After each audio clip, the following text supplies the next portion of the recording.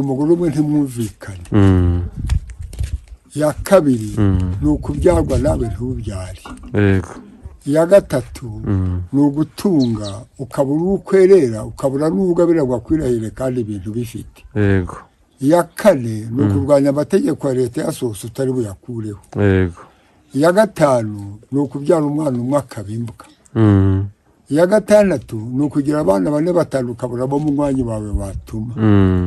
Iya karindwi ni ukuruhana na se uri kumureba akabura icyo akumarira yafa akabura icyo agusigira. Iya munane ni uguhuza ibyago n'inshuti yawe. Iya cyenda ni ugufakarira mu zabukure utagishoboye kwiha amazi. Iya cumi ni ukugira umugore umwe akagusiga mu buriri ngo agiye mu byumba gusenga nawe yifatiye za misiyo za Gisenyi na Kigali. Iya cumi n'imwe ni ukubaho utariho. Iya cumi na kabiri ni ukuba uri umusore ukajya gucyura abapfakazi abakobwa batabuze. Iya cumi na gatatu ni uguturana n'undi muryango ntimushingirane. Iya cumi na kane ni ukugira ibintu ukabura ababirya. Iya cumi na gatanu ni ukwima uwaguhaye. Iya cumi na gatandatu ni ukumena ibanga n'inshuti mwaganiye mwiherere kumvwa n'uwari udahari.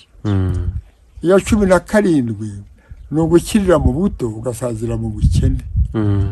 Iya cumi n'umunane ni ukugira abagore bane batanu ukaburamo n'umwe wasubira mu kigo cyanyu ukumva kurundarunda.